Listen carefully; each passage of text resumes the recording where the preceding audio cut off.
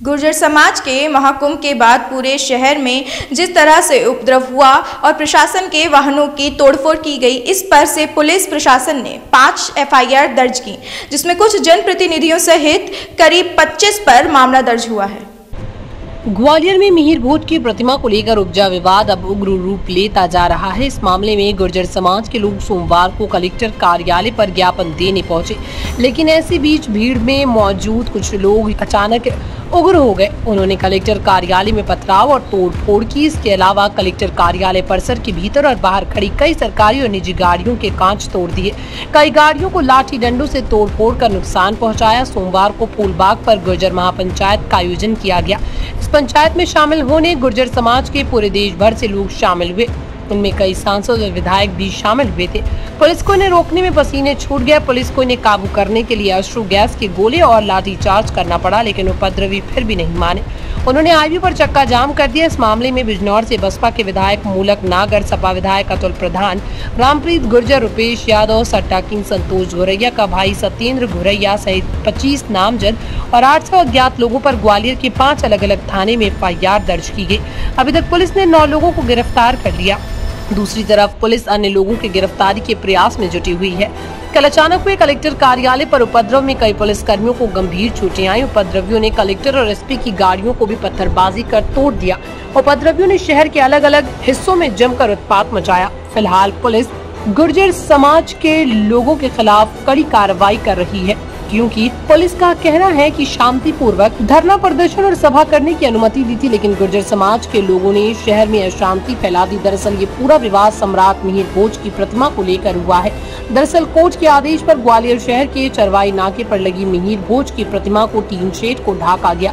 पूर्व में सम्राट मिहिर भोज की जाति को लेकर गुर्जर समाज और क्षत्रिय समाज आमने सामने आ गए। सम्राट मिहिर भोज की प्रतिमा के नीचे जो शिला पट्टिका लगी है, उसे पर सम्राट मिहिर भोज के सामने गुर्जर लिखा हुआ है। इस पर क्षत्रिय समाज ने आपत्ति जताई थी। मामला न्यायालय में विचाराधीन है, लेकिन कई बार विषय को लेकर गुर्जर समाज आंदोलन और प्रदर्शन करता रहा है। बहुत ही दुर्भाग्यपूर्ण घटना ग्वालियर में हुई है। प्रशासन ने बड़ी ही बड़ा शांति सद्भावना के साथ ये सभा होती इस शर्त के साथ परमिशन दी थी, लेकिन कहीं न कहीं जो ऑर्गेनाइजर थे, जो पूरे आयोजक थे और जो मंच पे आसीन लोग थे, कहीं न कहीं उनके दिमाग में पहले से ये प्लान था कि इस तरीके का उद्दंडता की जाएगी, इस तरीके से उत्पात करवाया जाएगा। और प्रशासन को एक विश्वास में लेके जिस तरीके से छलावा किया गया है और जिस तरीके से भीड़ को अनियंत्रित होने के लिए छोड़ दिया गया और पूरे ग्वालियर के लोगों को जिस तरीके से जान को जोखिम में डाला, प्राइवेट और पब्लिक प्रॉपर्टी को जिस तरीके से डैमेज किया गया, बहुत ही दुर्भाग्यपूर्ण ये घटना थी। इसमें अभी तक 5 एफआईआर हमने कर ली हैं। 2 थाना पड़ाव पे हुई हैं, 2 विश्वविद्यालय में हुई हैं और 1 बिलौवा थाने पे हुई है। कुछ प्राइवेट पर्सन्स ने भी हमें अभी आवेदन दिया है। उन लोगों का भी कहना है कि उनके साथ अभद्रता की गई, मारपीट की गई और उनकी जो प्रॉपर्टी है उसको डैमेज किया गया। उन पे भी हम एफआईआर, उनकी तरफ से भी एफआईआर लेंगे। अभी तक जो कल हमने इसने मौके से हमने 9 लोगों को हिरासत में लिया था, सबको अभी हमने गिरफ्तार करके माननीय न्यायालय के सामने उनको पेश करने जा रहे हैं। और जो ये 5 एफआईआर हुई हैं, इनमें कुछ लोगों को हमने चिन्हित किया है जिनकी जिम्मेदारी बनती थी या जिनकी मूक सहमति थी या फिर कहीं ना कहीं एक तरीके से पूरा भड़काऊ भाषण जिस तरीके से चल रहे थे या फिर उनको उकसाया गया भीड़ को, तो ऐसे 20-25 लोगों को हमने चिन्हित किया। उनको नामजद हमने एफआईआर में आरोपी बनाया है और बाकी के जो भीड़ है 700-800 लोगों को हमने इसमें अन्य में रखा है, जो 307 की एफआईआर और विश्वविद्यालय थाने पे हुई है। इसमें बीएसपी के सांसद, यूपी के और सपा के विधायक भी आरोपी हैं, क्या है? हाँ, ये कुछ जनप्रतिनिधि सभा स्थल पे थे। बार बार सभा स्थल से बहुत ही भड़काऊ भाषण वहाँ से चल रहे थे, जिसकी कि हमने बार बार हम लोगों ने मंच से आग्रह हमारे द्वारा किया जा रहा था कि किसी भी तरीके की ऐसी कोई भड़काऊ स्पीच नहीं दिया जाए, भड़काऊ भाषण नहीं दिया जिससे लॉ एंड ऑर्डर की सिचुएशन बने, कोई दिक्कत परेशानी हो। लेकिन इन सभी चीज़ों को नज़रअंदाज कर दिया गया और कुछ जनप्रतिनिधि जो वहाँ मौजूद थे उनकी उपस्थिति में पहले फूलबाग चौराहे को अवरुद्ध किया गया, चक्का जाम किया गया। उसके बाद वहाँ पे एक हमारी जो सरकारी गाड़ी थी उसको डैमेज किया गया और उनके रहते रहते उन्हीं के बीच में से ये पूरा का पूरा जो भीड़ थी वो कलेक्ट्रेट की तरफ जब मूव हुई, तो इन बातों को दृष्टिगत रखते हुए ना हमने इसमें कुछ जनप्रतिनिधि थे उनको सभी को नामजद आरोपी इसमें हमने बनाया।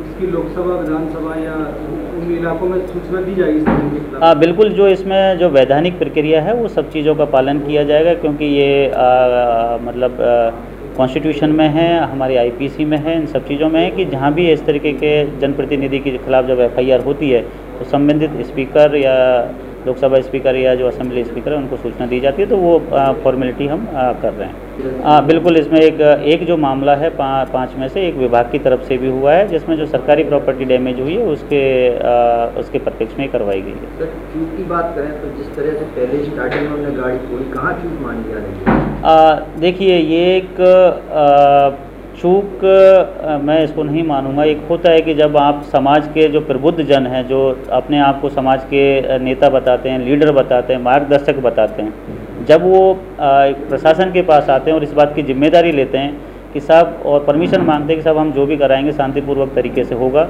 तो कल भी यही हुआ। उन्हीं लोगों को हमने जिम्मेदार मानते हुए उनको परमिशन दी, शांतिपूर्वक तरीके से करने की परमिशन दी, और पुलिस और प्रशासन बड़े ही धैर्यपूर्वक तरीके से लगातार उनसे आग्रह करता रहा, चीज़ों को मेंटेन करता रहा। हमें भी पता था कि अगर हम यहाँ पे लाठीचार्ज करेंगे या किसी भी तरीके का बल प्रयोग करेंगे वो कोई एक अच्छा मैसेज नहीं जाता। बार बार हम आग्रह करते रहे। उनमें से कुछ लोग वास्तव में व्यवस्था को बनाने के लिए बनाने के लिए हमारा साथ भी दे रहे थे, लेकिन कहीं ना कहीं एक जो अंडर करंट था वो इस तरह का था कि जो यूथ है, जो भीड़ आई है, उनको भड़काया जाए, उनसे उन्माद करवाया जाए और कहीं ना कहीं अपनी जिम्मेदारी से बचकर निकला जाए। तो ये सब चीज़ें हैं और चूक नहीं है। ये पूरी जो बात थी ये विश्वास की होती है, और आगे से अगर इस तरीके की हरकतें, मतलब ये प्रशासन भी 10 बार सोचेगा कि किसको परमिशन दी जाए, किसको नहीं दी जाए, क्या कंडीशन के साथ दी जाए। तो अभी जिसने किया है उसको अपना परिणाम भुगतना पड़ेगा, उसके खिलाफ कठोर से कठोर कार्रवाई जरूर होगी।